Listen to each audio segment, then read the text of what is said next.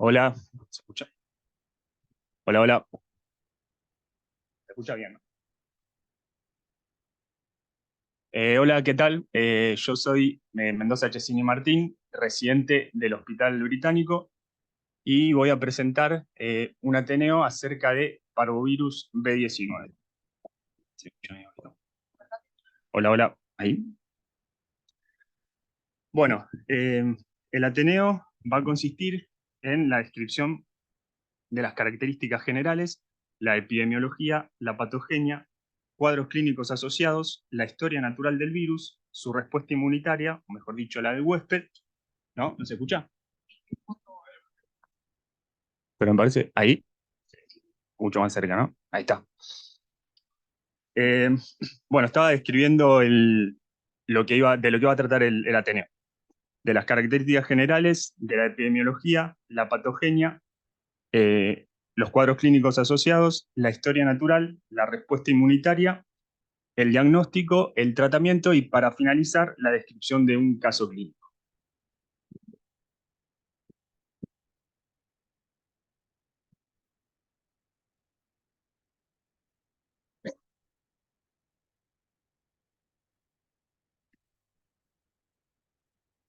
Bueno, para comenzar, vamos a hablar sobre las características generales del virus. Pertenece a la familia Parvoviridae. Es el único miembro conocido como patógeno para el humano. A la subfamilia Parvovirinae, género Erythroparvovirus, especie Primate Erythroparvovirus 1. Es un virus DNA monocatenario con una cápside con simetría icosaédrica, que carece de envoltura lipoproteica, característica que lo hace resistente a la inactivación por calor y detergentes. Bueno, con respecto a las vías de transmisión, se conocen dos vías de transmisión: la vía respiratoria y a través de productos hemoderivados. La vía de transmisión respiratoria es la principal vía de transmisión y consiste eh, en la interacción entre una persona infectada y una persona sana y las secreciones respiratorias.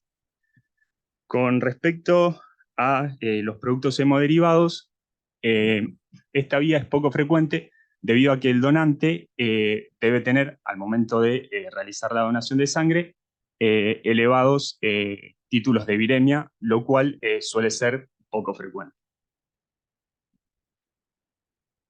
Bueno, ahora vamos a mencionar un poco acerca de la epidemiología. Es un virus con distribución mundial con porcentaje de prevalencia semejante, entre un 2 y un 10% en menores de 5 años y entre un 40 y un 60% en adultos. La prima infección, en alrededor de un 70% de los casos, ocurre entre los 5 y los 15 años de edad. Como consecuencia, aproximadamente el 50% de mayores de 15 años presentan anticuerpos específicos protectores, constituyendo la población no susceptible. Es un virus estacional con brotes a finales del invierno o primavera que se pueden extender incluso hasta principios del verano. Con respecto a la epidemiología en la infección congénita, aproximadamente el 50% de las embarazadas son susceptibles a la infección, al igual que la población general, por lo que comentamos hace un momento.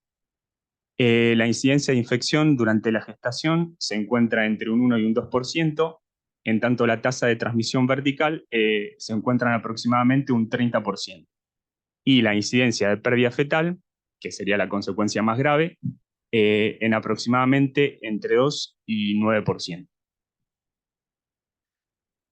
Bueno, con respecto a la patogenia, el parvovirus se caracteriza por utilizar enzimas producidas durante la fase S del ciclo de la célula infectada. Como consecuencia, presenta tropismo por células en división activa, y en particular por las células precursoras eritroides, sobre las cuales ejerce un efecto citotóxico que culmina con la inhibición de la eritropoyesis. Básicamente, el virus ingresa a la célula por interacción con el denominado antígeno P, que se ubica en la superficie de las células precursoras eritroides, y una vez dentro lleva a cabo una replicación lítica que produce la ruptura de la célula en cuestión. Bueno, otro de los mecanismos patogénicos tiene que ver con la formación de inmunocomplejos, lo cual se ve reflejado por la presencia de eritema a nivel cutáneo y de artralgias a nivel de las articulaciones. Bueno, continuamos con el cuadro clínico. Eh, Acá hay que hacer la salvedad de que el cuadro clínico va a depender del estado inmunológico del paciente. Entonces, en lo que respecta a niños o pacientes pediátricos inmunocompetentes, el cuadro clínico característico es el denominado eritema infeccioso, eh, que se caracteriza por síntomas iniciales inespecíficos, seguidos de una erupción eritematosa, sobre todo a nivel de las mejillas, un exantema pruriginoso a nivel de tronco y extremidades, y en algunos casos con anemia leve. En el caso de adultos inmunocompetentes, también presentan síntomas inespecíficos, artropatía a nivel de las grandes articulaciones, es decir, muñecas, tobillos y rodillas. Puede presentarse con anemia leve y lo que es importante es destacar que el eritema infeccioso, a diferencia de los pacientes pediátricos, es poco frecuente. Con respecto a las pacientes embarazadas, hay que tener en cuenta el trimestre en curso. Durante el primer trimestre es cuando se observa la mayor tasa de mortalidad. Por otro lado, el segundo trimestre está asociado a la hidropesía fetal no inmune, que se caracteriza por anemia fetal severa y acumulación de líquido en cavidades. El tercer trimestre, muy excepcionalmente, supone riesgo para el feto. Bueno, continuamos con pacientes con anemia preestablecida. El cuadro clínico característico de estos pacientes es la anemia plásica transitoria, que se caracteriza por la presencia de reticulocitopenia periférica, disminución de la hemoglobina, neutropenia, trombocitopenia, pancitopenia, todas de carácter reversible. Finalmente, vamos a hacer una descripción del cuadro clínico en pacientes con inmunodeficiencia congénita o adquirida. En estos pacientes, lo que ocurre es una infección persistente con supresión de la médula ósea, que se caracteriza por una anemia crónica que se puede presentar con o sin neutropenia y o trombocitopenia. Estas dos últimas poblaciones son la principal fuente de contagio, por eso se debe considerar su aislamiento, debido a que alcanzan elevados niveles de viremia. En el caso de los pacientes con anemia preestablecida, por una mayor necesidad de producción eritrocitaria, que se traduce en una infección masiva de las células precursoras eritroides, y en el caso de los pacientes con inmunodeficiencia congénita o adquirida, debido a la incapacidad de producir anticuerpos protectores.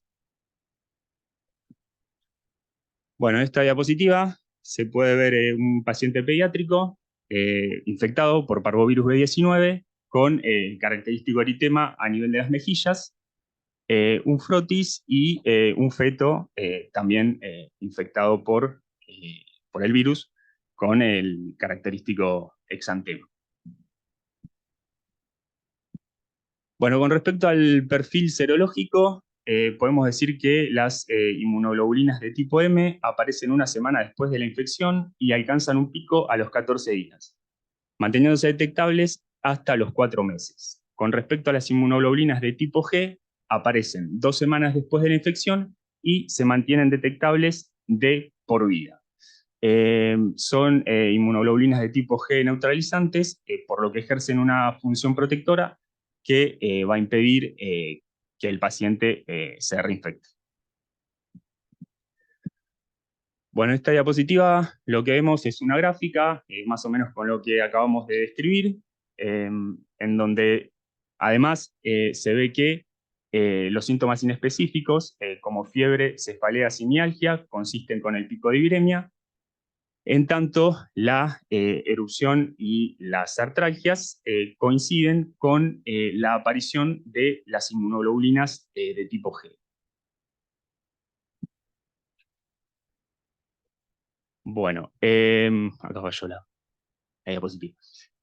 Con respecto al diagnóstico serológico, este implica la detección, como todos sabemos, de anticuerpos, tanto de tipo IgM como de tipo IgG, mediante varios métodos, como ser enzima inmunoensayos, IFI, contrainmunoelectroforesis, hemaglutinación y RIA, siendo el más utilizado en la actualidad el enzima inmunoensayo, que alcanza sensibilidad y especificidad mayor a 90%.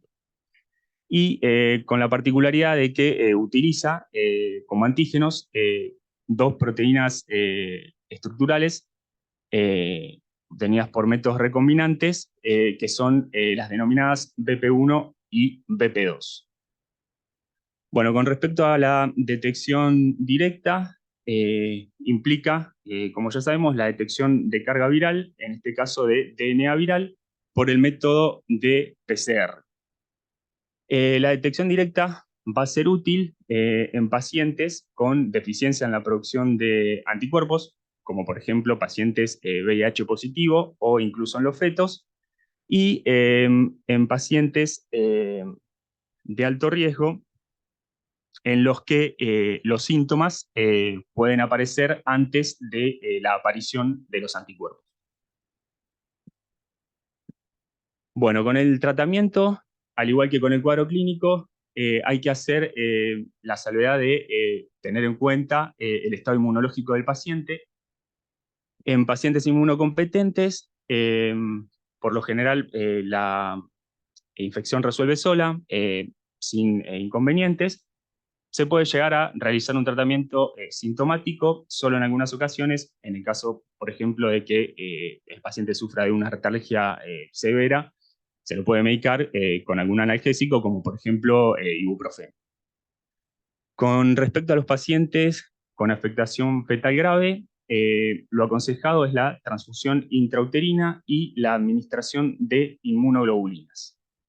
En pacientes con anemia plástica transitoria severa, también se indica transfusión sanguínea y la administración de inmunoglobulinas en en este caso, para disminuir el tiempo de aplasia y disminuir también el tiempo de recuperación. En pacientes con infección persistente, el tratamiento indicado es la administración de inmunoglobulinas. Y con respecto a la profilaxis, podemos hacer mención que en la actualidad se está trabajando en la producción de vacunas a antígeno recombinante. Bueno, ahora vamos a pasar a la descripción del caso clínico que mencioné al principio. Se trata de una gestante de 32 años, sana, sin comorbilidades, cursando su segundo embarazo, la cual a las 15 semanas de embarazo realiza consulta médica por un cuadro de 3 días de evolución, caracterizado por dolor articular de predominio nocturno, que cede en el día, sin fiebre ni exantema. No hay familiares con cuadro clínico similar o de tipo exantemático. Al examen destaca poliartritis de grandes articulaciones, es decir, de codo, rodilla y tarsos, sin adenopatías ni lesiones cutáneas. Por lo que el médico tratante decide tratar sintomáticamente con ibuprofeno 600 cada 8 horas.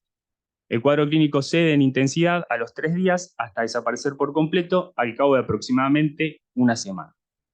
Aunque se plantea el diagnóstico de poliartritis viral, no se realiza el estudio etiológico correspondiente.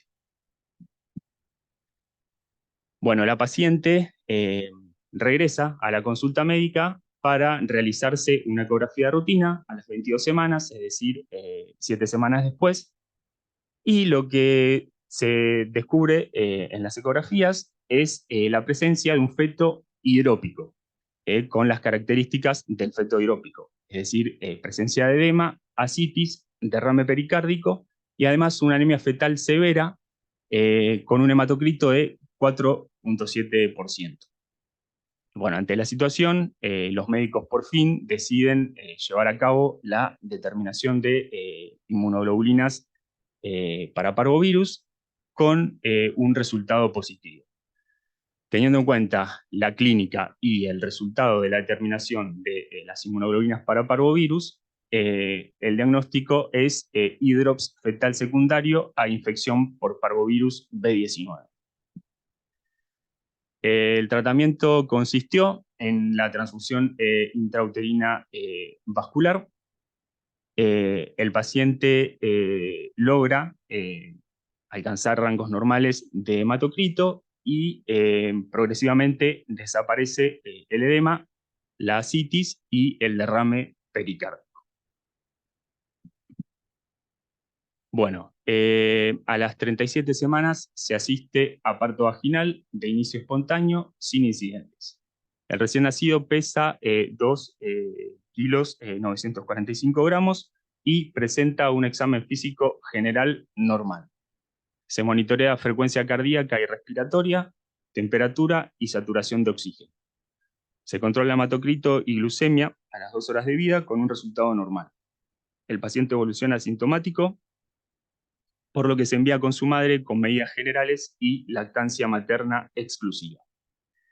Se controla con hemograma y PCR a las 24 y 48 horas de vida con resultado normal, es decir, negativo o no detectado. Se realizan ecografías encefálica, abdominal y cardíaca con resultado normal. Además, se realiza la determinación de IgM e IgG para parvovirus con resultado negativo y positivo respectivamente. En función a todo esto, el médico tratante decide el alta con su madre al tercer día de vida, con lactancia materna exclusiva y control pediátrico ambulatorio a la semana de vida. Bueno, la conclusión a la que podemos arribar, teniendo en cuenta lo anteriormente dicho, es que resulta necesario enfatizar la importancia de sospechar el diagnóstico de infección por parvovirus B19 en embarazadas con un cuadro viral atípico, como en el caso del caso clínico, ya que de confirmarse y considerando la capacidad actual de monitoreo del feto y tratamientos exitosos, por ejemplo, a través de transfusiones intrauterinas, se podría evitar que se produzcan cuadros de anemia fetal severa que pueden culminar con la muerte del feto.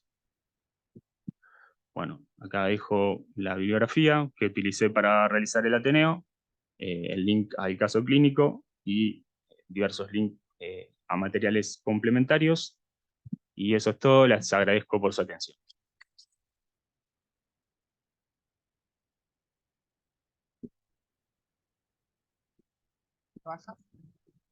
Chicos, ¿tienen alguna pregunta?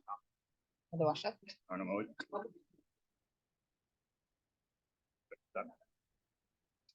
Levanten la mano si tienen pregunta y hacemos llegar el micrófono.